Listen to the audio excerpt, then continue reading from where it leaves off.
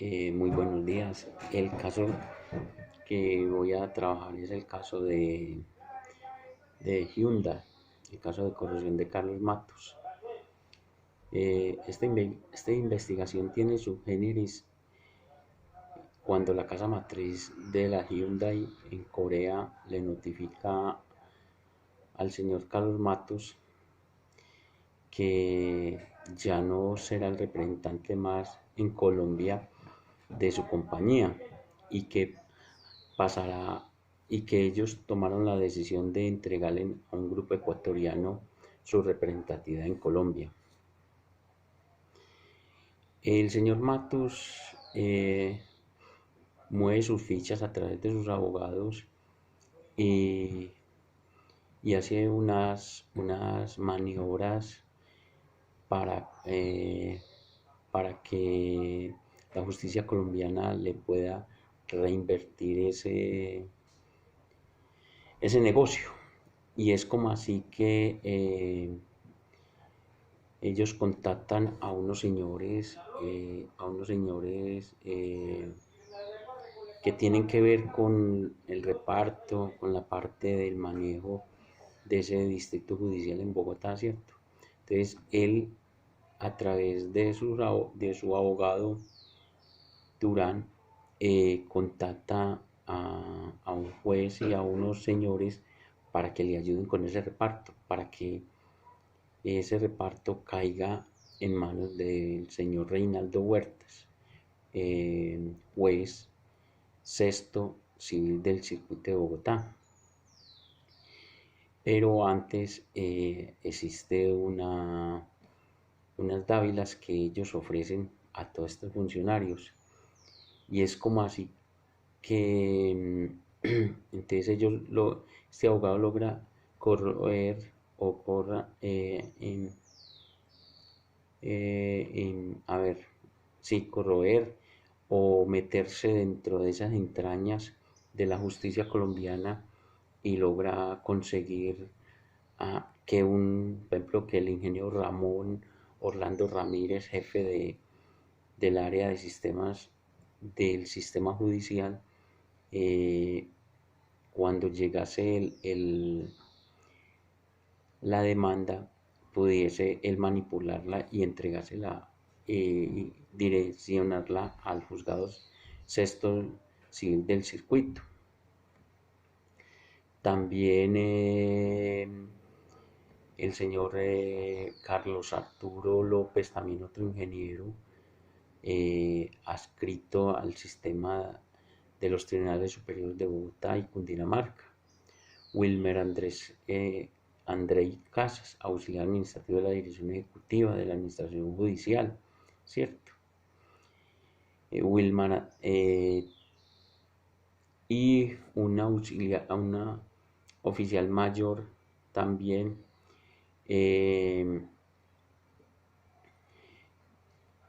mm, Edwin Fabián Macías.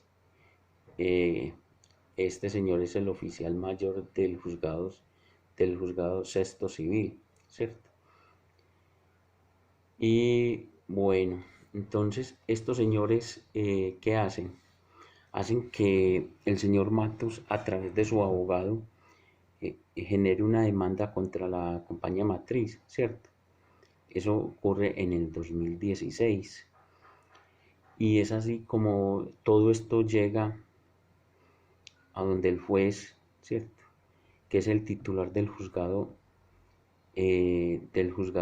civil, sexto civil del circuito de Bogotá, y él en su fallo da unas medidas cautelares para que el señor Carlos Matos, siga ejerciendo su labor en su concesionario, ¿cierto? O en su empresa que se llama Hyundai Colombia Automotriz.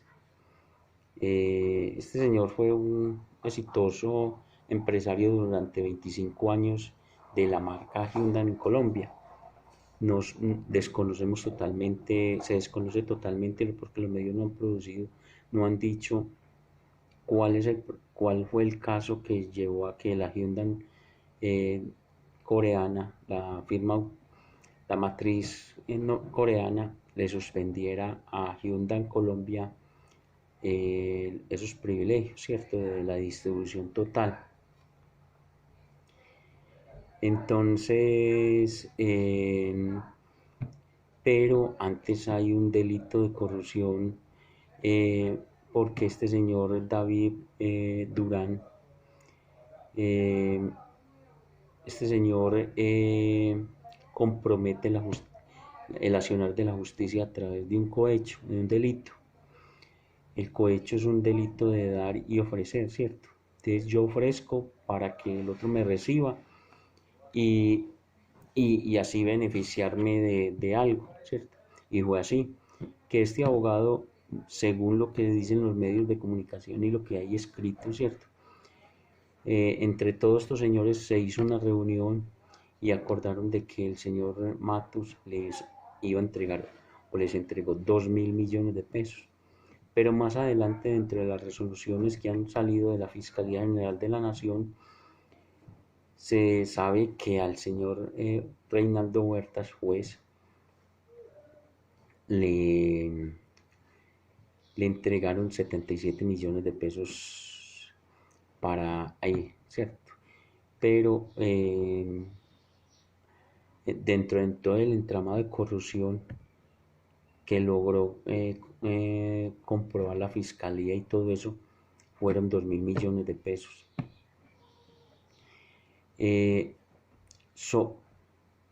La Fiscalía General de la Nación logró en el 2018 sacar a la luz pública este entramado de corrupción y hasta el momento ha proferido 12 condenas, ¿cierto? De 12 personas de 13 porque hasta el momento el señor Reinaldo Huertas no lo han podido condenar o no lo han querido condenar, ¿cierto?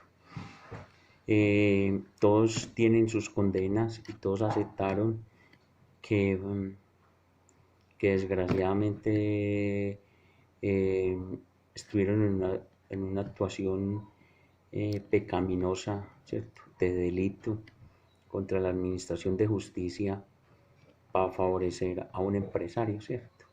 Entonces, es más, este señor Matos pues, sigue como todo corrupto y todo bandido,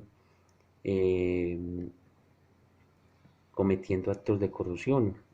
No solamente que lo traen a Colombia, lo internan en un centro penitenciario, sino que allí corroe y hace más actos de corrupción y lo tienen que sacar de ahí porque resulta que en la cárcel, en este centro carcelario donde ahí lo, lo, lo recluyen, este señor sale, o sea, utiliza como si fuera un funcionario, no un preso, ¿cierto? Un recluso. Entonces lo tienen que trasladar a, a Cómbita. Es más, yo creo que ya no está ni en Cómbita, ya debe estar en otra cárcel en la costa o en otra parte, ¿cierto? Pero pues no es tanto, aquí no nos vamos a enfrascar en lo de él, ¿cierto? Aquí es el hecho del funcionario con la ética pública. Una de las cosas más claras pues, que para analizar no tanto el delito, sino lo que es la ética, ¿cierto? Cuando los funcionarios se forman o cuando el individuo se forma dentro de tres principios básicos que son la capacidad intelectual, la capacidad moral y la capacidad espiritual. Tenemos funcionarios y tenemos un Estado fuerte y tenemos unas organizaciones fuertes y podemos salir adelante y ser una sociedad garante. Pero cuando el individuo es muy capaz, pero no tiene la moral, ni tiene la capacidad espiritual para discernir entre el bien y el mal, somos un Estado fallido. Y eso pasa en todos los ámbitos particulares, individuales, de sociedad y de comunidad, de sociedad, de empleado público, empleado particular, ¿cierto? Entonces, la ética, yo digo que antes de formar personas muy profesionales y muy capaces de desarrollar una normatividad, sea en cualquier área del conocimiento, lo primero que tenemos que formar es hombres pulcros, hombres que sean capaces de decir no y sí. Cuando haya que decir no, haya que decir no, y cuando haya que decir sí, hay que decir sí, pero no mediante el conocimiento y no mediante la moral. Porque yo puedo ser muy, muy capacitado, pero si a mí por 20 centavos me, me contravierte mi conocimiento, yo no soy individuo, soy un animal. Entonces, la ética es muy importante para que el funcionario y para que un país sea, yo digo que los países fuertes y los países desarrollados se forman en ese principio de la moralidad, de la espiritualidad y del conocimiento. Porque si tenemos hombres moral y espiritualmente puros, el conocimiento surgirá y el conocimiento llevará a que las naciones se desarrollen por el bien común, no por el bien del bandido. En Colombia nos falta mucho, Cada día formamos y quizás nuestros padres y nosotros como padres queremos de que nuestros hijos vayan a las mejores universidades, pero resulta que muchas veces en las universidades ha faltado eso, que el profesor le exija al alumno que antes de sacarse un 5 sea persona, que antes de presentar una tarea se devuelva y se retroalimente y diga, esto sí lo hice yo, esto sí, verdaderamente, yo sí me merezco ese 5, o ese 3, o ese 2, pero no colocarle un 5 porque hizo una tarea muy hermosa, pero resulta que cuando llegó a aplicar ese conocimiento, resulta que otro se lo había hecho. Entonces, lo mismo en el colegio, lo mismo en el hogar. Cuando el padre llega al muchacho y no le pregunta, hijo, ¿usted de dónde trajo eso? Hijo, tal cosa, devuélvalo. O hijo, no se le puede robar al otro, no se le puede estigmatizar. Estamos formando delincuentes y vamos a tener cada día delincuentes en este país y en el mundo.